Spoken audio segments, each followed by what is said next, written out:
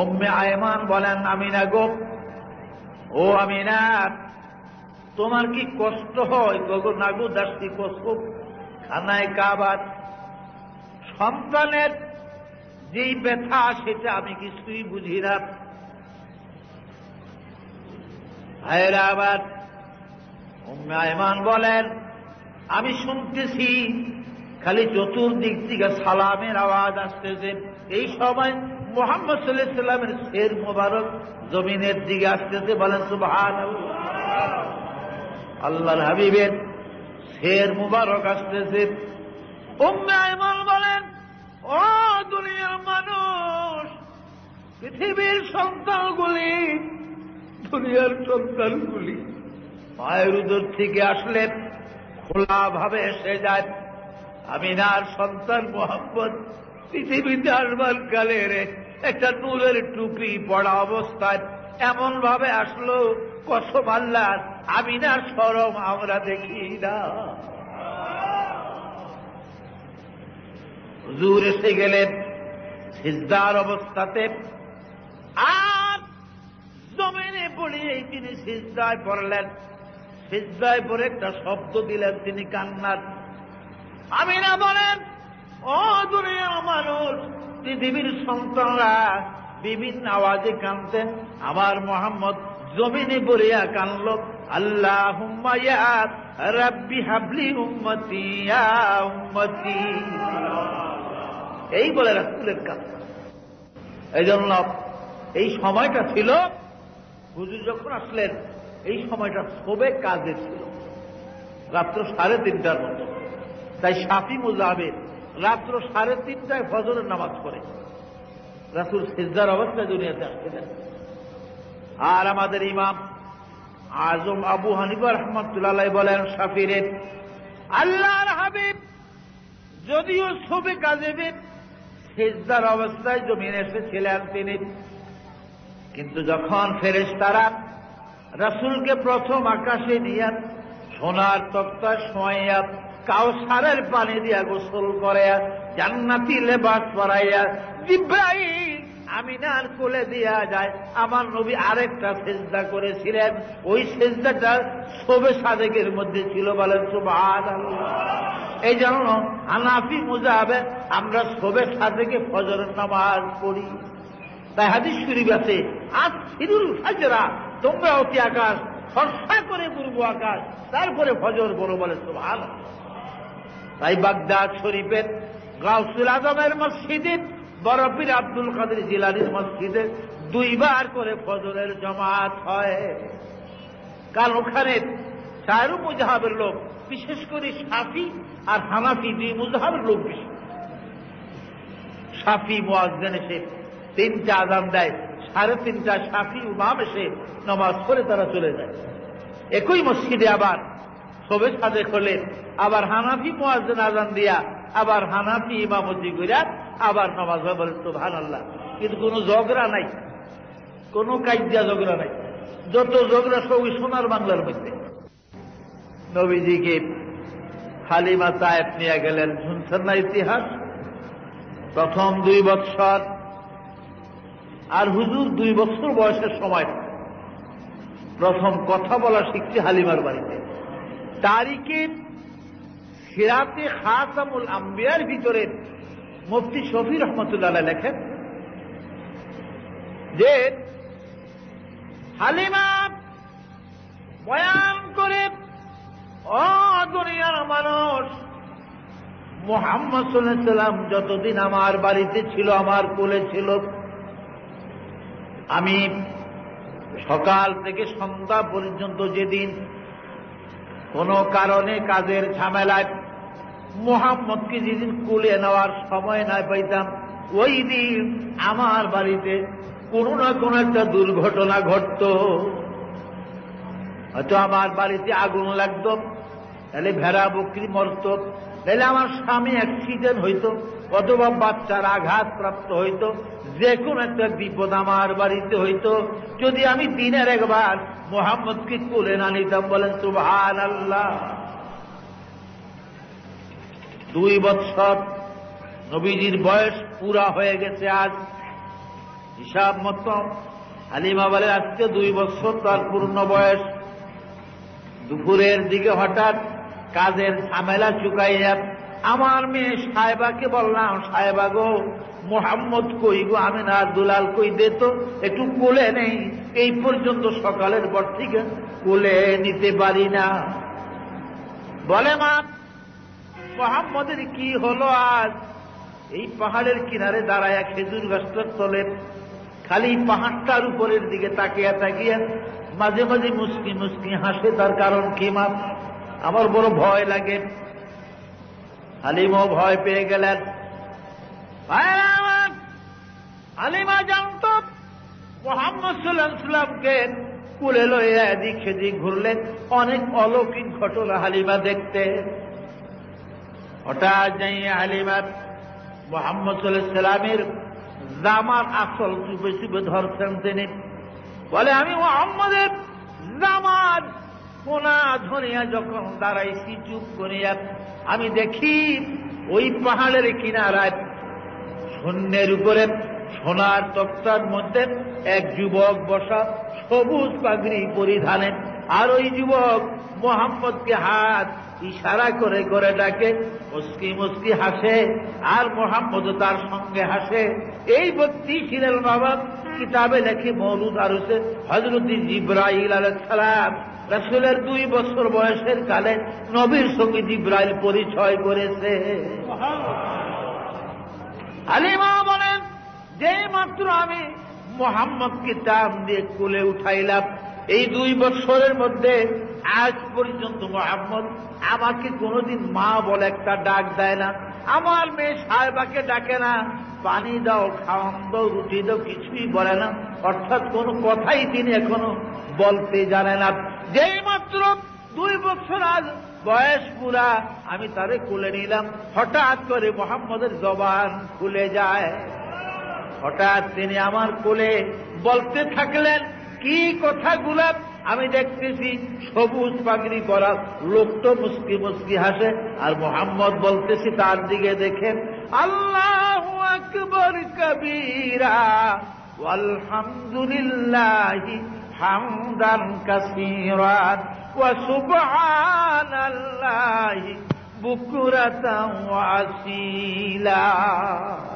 এই শব্দগুলা সর্বপ্রথম নবীজির মুখ দিয়ে বাহির হয়েছিল, বলেন সুবহানাল্লাহ। আরে 2 বছর কালে হালিমা নিয়ে গেছিলেন রাসূলকে মক্কায়। মক্কায় তখন কলেরা ছিল। কলেরা থাকার কারণে আমিনা বললেন, হালিমা গো, যে মহামারী কলেরা মক্কায়, তুমি আবার লইয়া যাও, আমার ছেলেকে তোমার কাছে নিয়ে রাখো। পরে আবার 2 বছর রাখো। 4 বছর পরে আবার আমিনার কাছে দিয়ে গেল। হুজুরের বয়স 6 বছর যখন হল, ছেলে পেলেরা মাঠে খেলাধুলা করে, নবীজি বসে বসে দেখতেন, খেলাধুলা করতেন। এমনি ভাবে একদিন সন্ধ্যা পার হয়ে আকাশ পৃথিবী অন্ধকার হয়ে গেছে, কিন্তু মুহাম্মদ সাল্লাল্লাহু আলাইহি ওয়াসাল্লাম মার কুলে ফিরে আসেন। সাবা পাহাড়ের কিনারায় আমিনা দৌড়িয়ে গেলেন, আমার সন্তান এখনো কেন আসে না? যে দেখে আল্লাহর হাবিব কাঁদতেছে। কি হলো রে বাবা, কেন কাঁদোস? কারণ কি? কে মারল? কে গালি দিয়েছে বল? কে মেরেছে বল? তোর দাদা আব্দুল মুত্তালিব মক্কার সরদার, আমি নালিশ জানাইয়া বিচারের ব্যবস্থা করব। বলে না গো মা, আমি কারোর সাথে খারাপ করি না, আমার সাথে করে না, কেউ গালি দেয় না, মা কেউ বকে না, কেউ মারে না। বলো কান্দার কারণ কি? আমি একটা কথা মনে পড়ে কান্দে। এইখানে প্রতিদিন দেখি এই ছেলেগুলি আসলে তাদের বাবারা আসে, এক একটা ছেলের নাম ধরে ধরে তারা হাত আওয়ায়, বাবা তাদের কুলে কুলে করে ঘরে নিয়ে যায়। আমি যে প্রতিদিন আসি, আমার বাবাকে তো একদিন দেখলাম না, মোহাম্মদ বলে একটা ডাকও দেয় না, একদিন কোলে করে আমাকে ঘরে দেয় না। সেই কথাটি মনে পড়ে আজ কান্দি। কি হলো, আমি কি অপরাধ করলাম? আমার বাবা কেন আমাকে কোলে নিতে আসে না? মা আমিনা চোখের পানি ছেড়ে বুক ভাসায় কান্দে, মোহাম্মদ রে আয় আবার বুকে পুরানো আগুন কলিজায় জ্বালাইয়া দিলি। শ্বশুর আব্দুল মুত্তালিবের কাছে গেলেন, শ্বশুর গো, আমার মোহাম্মদ তার বাবার কথা স্মরণ করে কান্দেন। আপনি হুকুম দিলেন, ইজাজত দিলে, সঙ্গী সাথী দিলেন, আমি মদিনায় যায় আমি আব্দুল্লাহর কবর তারে দেখাই। খাজা আব্দুল মুত্তালিব দুইজন সহদর যুবক সাথে দিলেন, দাসী উম্মে আয়মনকে দিলেন, আর আল্লাহর নবীকে দিলেন। ভাইয়েরা আমার, এই 5 জনের একটা কাফেলা, কারণ বহু দূর, 270 মাইলের পথ হল মদিনা। কয় মাইল? 270 মাইলের রাস্তা মদিনা। ভাইয়েরা আমার, আস্তে আস্তে কাফেলা মদিনায় চলে গেল। 270 মাইলের পথ মদিনা যায়। একদিন আব্দুল্লাহর কবরের কাছে গেলেন আমিনার, আর আল্লাহর নবীকে বলেন, 6 বছরের শিশু নবীকে, বাবা মুহাম্মদ রে, শামের তিজারতে আসিয়া রে তোর বাবা আব্দুল্লাহ জ্বর হইয়া এই তোর মামুর দেশ এই মদিনায় মারা যায়, আর মক্কায় ফিরিয়া যেতে পারে নাই। এখানে দাঁড়া, এই যে তোর বাবার কবর, সালাম দে দাঁড়ায়া দাঁড়ায়া। আল্লাহর নবী বাবা আব্দুল্লাহর কবরে দাঁড়ায়া এটা চিৎকার দিলেন, বাবা গো, বাবা কথা বলো, মুহাম্মদের কোলে এলো গো বাবা। মক্কার দিকে এসেছি, একদিনও তো কোলে আমাকে নিলা না। আমি না চিৎকার দিয়া কাঁদলেন, আব্দুল্লাহ রে, মদিনার মাটির নিচে রে আব্দুল্লাহ, আর কত কাল পরে ঘুমাইবা? একবার চক্ষু খুলে দেখো রে আব্দুল্লাহ, তোমার মুহাম্মদ, মুহাম্মদ তোমার কবরের পারে কাঁদবে। ভাইরা আমার, বন্ধুরা আমার, মওলুদ আরুসের ভিতরে লেখে ইমাম লোহানি বলেন, ওই সময় আব্দুল্লাহর কবর থেকে একটা চিৎকার এসেছিল, আল্লাহ গো, এ প্রভু, আমার কবরটা ভেঙে দাও, 2 ভাগ করে দাও, কবরটা ভাগ করে দাও, আমি মুহাম্মদের একবার বুকে লই গো আল্লাহ। অনেকক্ষণ কান্নাকাটির পরে রাসূলকে বুকে লইয়া 2-1 দিন মদিনায় থেকে আমিনা আবার মক্কায় রওনা হলেন।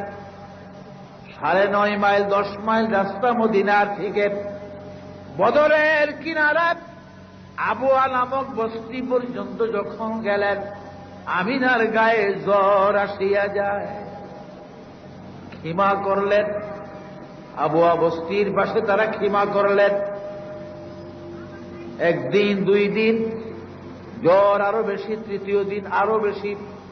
গভীর রাত্র, আমিনা বলেন, দাসী গো, মেহমানায় আমার মন বলে গো, মুহাম্মদ রে এনেছিলাম আমি তার বাবা আব্দুল্লাহর কবর দেখাইতে গো, আমার মুহাম্মদ বুঝি মার কবর দেখে মক্কায় যাবে। দাসী গো, নিয়ে আয়, আমি একটু কোলে নেই তারে, এই শেষ বিদায় হয়তো আবার। আমার আমিনা আমির মুখের সাথে মুখ লাগায় কাঁদতে, বাবা রে, পেটে ছিলি যখন বাবা মরে গেছে, আসলাম তোর বাবারে দেখতে, মা কি বুঝি হারায়া যাবি রে বাবা। কাঁদতে কাঁদতে আমিনা চির বিদায় হয়ে গেলেন। ইন্না লিল্লাহি ওয়া ইন্না ইলাইহি রাজিউন। মদিনায় খবর দিয়া 2 দিন তারা অবস্থান করে আমি নাকি আবহাওয়ার মধ্যে খবর দিয়া ওই 2 যুবক উম্মে আয়মান সব রাসূলকে নিয়ে মক্কায় রওনা হলে। আব্দুল মুত্তালিব এদিকে খালি হাহুতাশ করতেছেন, কি হইল, কাফেলা কেন আসে না, দেরি কেন হইতেছে ওদের। হঠাৎ একদিন ভাইয়েরা আমার শেষ বেলার দিকে মনে হয় বহু দূর একটা কাফেলা দেখা যায়। আরো নিকটবর্তী হলে ছাদের উপরে দাঁড়াইয়া আব্দুল মুত্তালিব একটা চিৎকার দিলেন, কোথায় রে আব্বাস, জাফর, আবু তালেব, কোথায় রে আবু লাহাব, তাড়াতাড়ি আয় রে, আমার কপাল আবারও পুড়ে গেছে, আমার কপাল আবারও ভেঙে গেছে রে। ওই দেখ মদিনার কাফেলা ফিরত এসেছে রে, এই কাফেলায় আমার মা আমিনারে দেখা যায় না। তাড়াতাড়ি দৌড়াইতে লাগলেন। বুড়া মানুষ আব্দুল মুত্তালিব দৌড়ায়, নবীজি দাদারে দেখে দৌড়ায় আসিয়া দাদার গলায় জড়ায় কান্দে, দাদা গো, বাবারে দেখতে যায় গো মদিনায়, বাবা বদরের কাছে রাস্তায় পারে রাইখা আসছি। বহু কাঁদা কাঁদলেন। সংক্ষেপ ভাইয়েরা আমার, 2 বছর আর অতিক্রম করে 8 বছর আমার নবীজির বয়স। এবার আব্দুল মুত্তালিবের বিদায়ের পালা। আব্দুল মুত্তালিবের বিদায়ের পালা এসে গেছে। 9 ছেলে সব ডাকলেন। ছেলেরা আসলো, বাবা কি? বলে, বাবারে আমি তো বিদায় হয়ে যেতেছি, কিন্তু আমার মুহাম্মদের তো কেউ নাই আপনজন, কার কাছে তারে দিয়া যায়, কে লালন পালন করবে, কে তার দুঃখ বুঝবে? আব্বাস বলে, আমাকে দেন, আমি তার লালন পালন করি। আরে আব্বাস, তোর সংসার অনেক বড়, ছেলে মেয়ে অনেক বেশি, এই ভারী সংসারে তোর ঘরে যদি দেই, অভাবী সংসার, তোর অবস্থা তত ভালো না, আমার মুহাম্মদের কষ্ট হবে। জাফর বলেন, আমার কাছে দেন, আমি লালন পালন করি। বলেন, আরে জাফর, তুই তো সারা বছর বিদেশে থাকস, ব্যবসা বাণিজ্য নিয়ে, মুহাম্মদের দেখাশোনা কে করবে? কষ্ট হবে, আমি তোর কাছেও দিব না। আমির হামজা বলেন, বাবা আমারে দে। হামজা রে, তুই নিঃসন্তান, তোর সন্তান নাই রে হামজা। যার কারণ যাদের সন্তান নাই তারা সন্তানের মায়া জানে না। আবু লাহাবকে আমারে দেন। তুই হইছ অর্ধেক জঙ্গলি, তোর স্ত্রী পুরা জঙ্গলি, আচার ব্যবহার বড় খারাপ, মারধর করবে, আমি তোর কাছেও দিতে রাজি না রে ওহাব। আবু লাহাব এক ব্যাগে 8 জন বিদায় করছে, কেউ কারো কাছে দিতে রাজি না। রাগ হইয়া সবাই যায়, ঠিক আছে আপনি ফালেন আপনার নাতি লইয়া, কারোরই পছন্দ হইল না, এর এই দোষ, এর ওই দোষ। রইছে খালি আবু তালেব, আপাতত সবার ছোট আবু তালেব। আবু তালেবকে আব্বা করলেন কি? বড় ভাইয়েরও দিলেন না, দ্বিতীয় ভাই কারোরই দিলেন না, তো আপনি করবেন কেমন? ডাকলেন কি লিগে? আপনি আমারে দিবেন নি? আমি তো গরিব মানুষ। আব্দুল মুত্তালিব একটা চিৎকার দিলেন, রে আবু তালেব, আমি তো অপেক্ষা করতেছি তোর জন্য, আমি তোর জন্য অপেক্ষা করতেছি। তুই কখন আসিয়া আবার মুহাম্মদকে দাবি করবি? তোর কাছে দেওয়াই তো আমার মনের বাসনা, কারণ আমি জানি আমার মুহাম্মদ তোর কাছে থাকলে চির শান্তিতে থাকবে। বলেন সুবহানাল্লাহ। আবু তালেবের হাতে দিয়া দিলেন রাসূল পাক। আব্দুল মুত্তালিব বিদায় হয়ে গেলেন।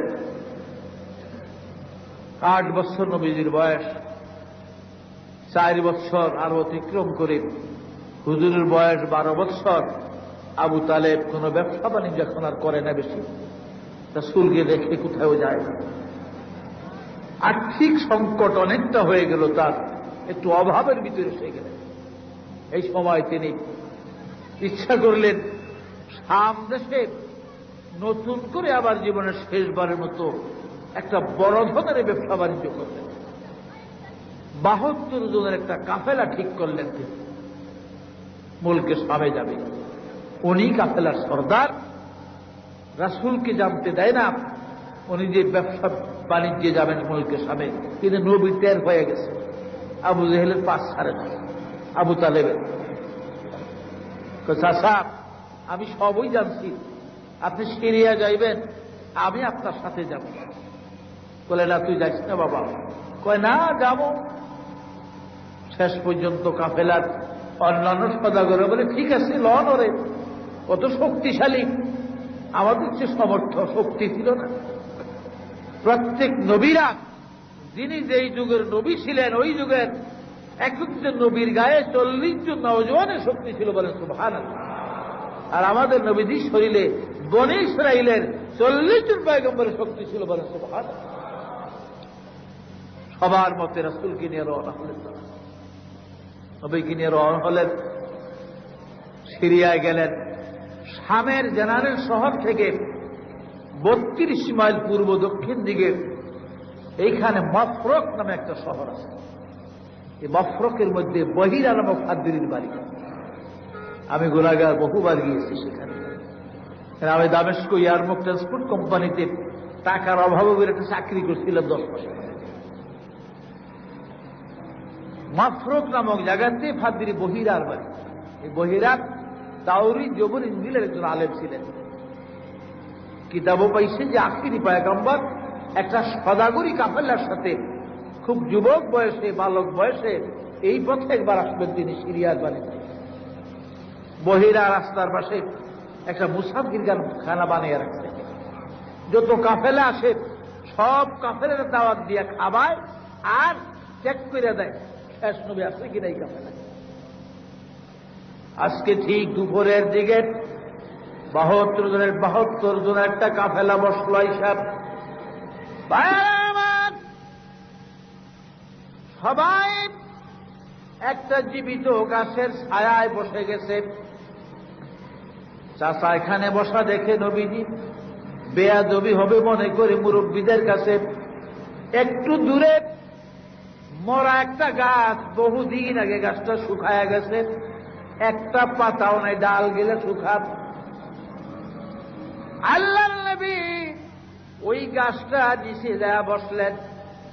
রাসূলের পিঠ মুবারক গাছের সাথে লাগার সাথে সাথে এই বহুদিন আগের শুকনা গাছে নতুন নতুন পাতা কাণ্ড ছেড়ে দিয়েছে।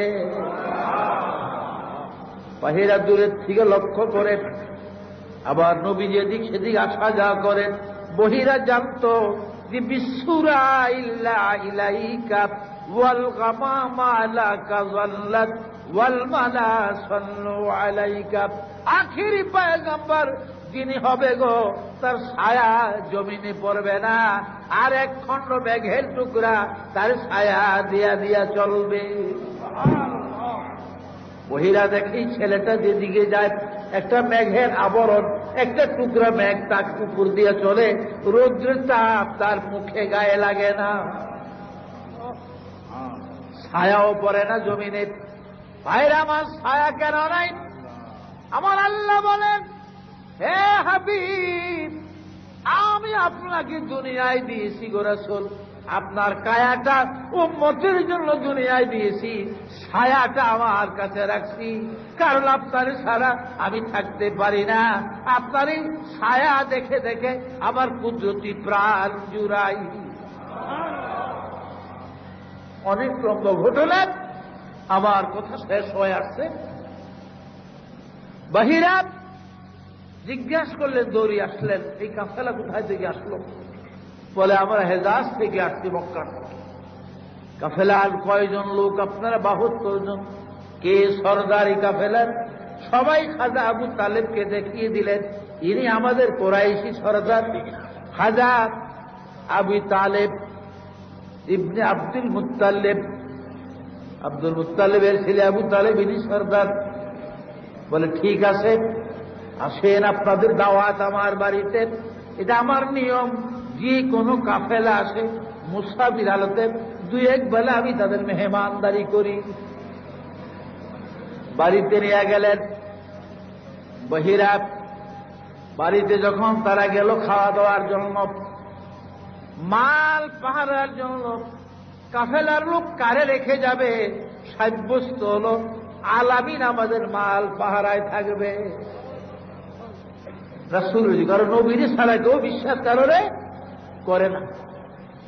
হুজুরের লাইখা হেরা গেছে দাওয়াত খাইতো, মহিলা খানা টানা রেডি করিয়া সব কিছু। আর কোন লোক বাকি আছে আপনাদের? জিগায়, বলে বাকি একটা ছেলে আছে আমাদের মাল পাহাড়ায়। বলে না, একজন লোক বাকি থাকলো, খানা দিব না। কারণ বহিরার মনের ধান্দা, যার জন্য আজ 24 বছর ধরে মুসাফির খানা বানাইয়া হাজার হাজার কাফেলা খাওয়াইয়া আমি গরিব হয়ে গেছি রে, সেই মোহাম্মদ আমার ঘরে না আসলেন আমি কার জন্য মুসাফির খানা বানাইলাম? আবু তালেব, আপনার ওই ভাতিজা কি হয় ওটা আপনার? বলে আমার ছেলে। ও ঠিক আছে, আনেন, আপনার ছেলেরে আনেন। আনিয়া বাবা খানা খাওয়াইলেন সবাইকে। বন্ধুরা আমার, রাত্রে তারা রইলেন, সকালবেলা কাফেলা চলে যাবে সিরিয়ার দিকে। আরো 32 মাইল সামনে গেলে শামের জেনারেল শহর, এটা মফরকের শহর মাত্র। একটা নিরালা কামরার মধ্যে আবু তালেবকে বহিরা নিয়ে গেলেন। আবু তালেব, মিথ্যা কথা আমার সাথে বলিয়েন না, কারণ আমি আসমানি কিতাব পড়ি, আমার কাছে তাওরীত, জবুর, ইনজিল আছে, সহিফায়ে আদম আছে, সহিফায়ে নূহ আছে আমার কাছে। কাজে মিথ্যা বলিয়েন না, সত্য বলেন। এই ছেলে আপনার কিন্তু ছেলে না। বলে অন্য কিছু হবে? বলে আমার ভাতিজা। বলে এটা ঠিক। নাম কি তার? মোহাম্মদ। বাবার নাম কি আব্দুল্লাহ ছিল? বলে হ্যাঁ। মার নাম আমিনা? বলে হ্যাঁ। বলে হ্যাঁ, এগুলো তাওরীত, জবুর, ইনজিলের মধ্যে আছে। এ আবু তালেব, এই ছেলে আখিরি পয়গম্বর, শেষ নবী, তাতে কোনো সন্দেহ নাই। তাওরীত, জবুর, ইনজিলের হিসাব অনুযায়ী এই ছেলেটি শেষ নবী হবে। কাজে আমি যেমন তার সম্বন্ধে জানি, তাওরীত, জবুর, ইনজিল পড়ে এই শামের হাজার হাজার ইহুদি পাদ্রীরা এই মুহাম্মদ সম্বন্ধে জানে, তারাও তাওরীত, জবুর খুলে বসে আছে, সামনে আর যায় না। এ হয়তো আপনি জীবিত নিয়ে মক্কায় যেতে পারবেন না। মালপত্র এই মফরকের বাজারে বা রাস্তায় বিক্রি করে আপনি মক্কায় চলে যান, এর নিয়ে আর আপনি রাস্তায় থাকবেন না। আবু তালেব বলেন, মালগুলো রাস্তায় বিক্রি করলাম, কাফেলার ঘোষণা করলাম যে আমি আর যাব না, শরীর ভালো না, বাজার বলো দিকে সুবিধা না, এইখানে আমার মাল বিক্রি করি। সবাই বিক্রি করলেন।